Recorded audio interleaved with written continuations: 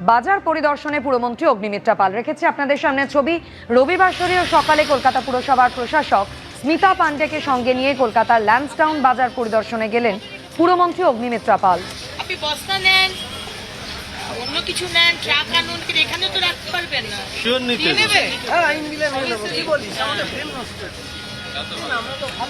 দিদি, আপনারা কি এখানেই বসেন না চলে যান?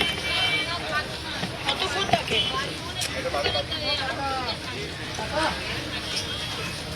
পাক জঙ্গির কলকাতার ভোটার কার্ড। কসবার ভোটার পাক জঙ্গি সন্দেহে ধৃত রানার অফ।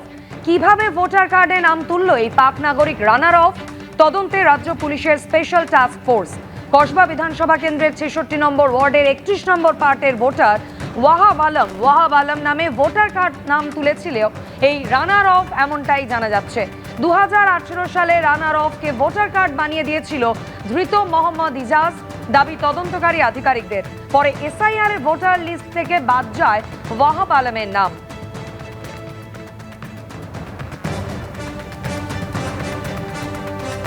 কসবার ভোটার পাক জঙ্গি সন্দেহে ধৃত এই রানার অফ। কিন্তু কিভাবে ভোটার কার্ডে নাম তুলল পাক নাগরিক রানার অফ? তদন্তে নেমেছে রাজ্য পুলিশের স্পেশাল টাস্ক ফোর্স। কসবা বিধানসভা কেন্দ্রের ৬৬ নম্বর ওয়ার্ডের ৩১ নম্বর পার্টের ভোটার এই ওয়াহাব আলম ওরফে রানার অফ।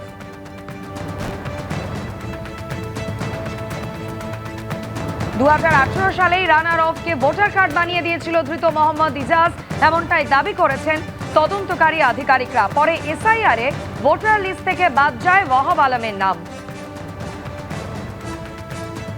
রানা রাউফ পাকিস্তানের আইএসআই এর অপারেটিভদের সঙ্গে সরাসরি যোগাযোগ যার, সেই রানা রাউফকে গ্রেপ্তার করেছে বেঙ্গল পুলিশের এসটিএফ। কিন্তু এই রানা রাউফের নাম খাস কলকাতার ভোটার লিস্টে।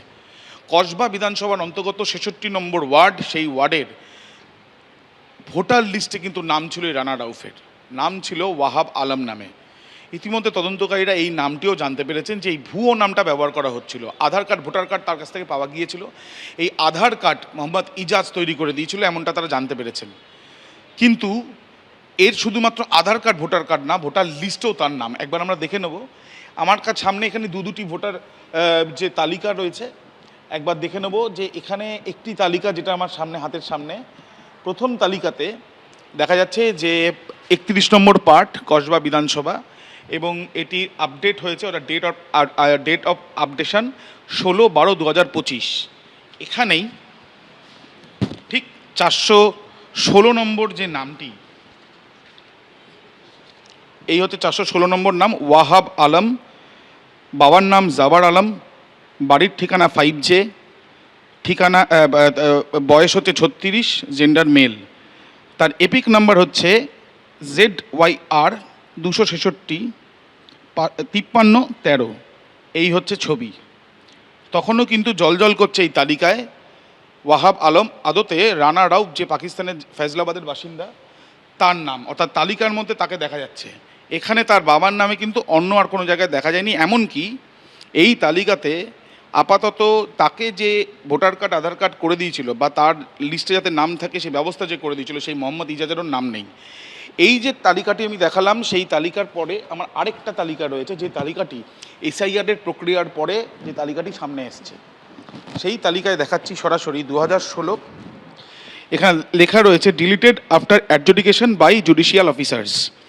এখানেও ZYR 266 5313। এখানেও লেখা ওয়াহাব আলম, জাওয়ার আলম বাবার নাম, 5J, বয়স 36 এবং মেল।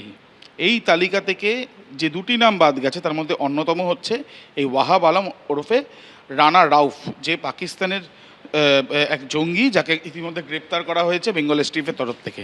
এই যে তালিকাটা দেখালাম, সেই তালিকাটা ডেট অফ আপডেশন হচ্ছে 9/4/2026, পার্ট 31, কসবা বিধানসভা। এই যে তিলজলা অঞ্চলের, যেটা তিলজলা পোস্ট অফিসের অন্তর্গত, এই যে দুটি লিস্ট, সেই দুটি লিস্টে কিন্তু স্পষ্ট হচ্ছে যে এই রানা রাউফ সে কীভাবে ভোটার তালিকাতে তার নাম ছিল। ইতিমধ্যে অভিযোগ উঠছে যে এই ধরনের নাম কি তাহলে আরও অনেক রয়েছে ভোটার লিস্টে, যেটা এসআইআর প্রক্রিয়ার মাধ্যমে এইভাবেই ডিলিট হয়েছে, বা এইভাবেই বাদ গেছে, বা অ্যাডজুডিকেশনের অন্তর্গত হয়েছে।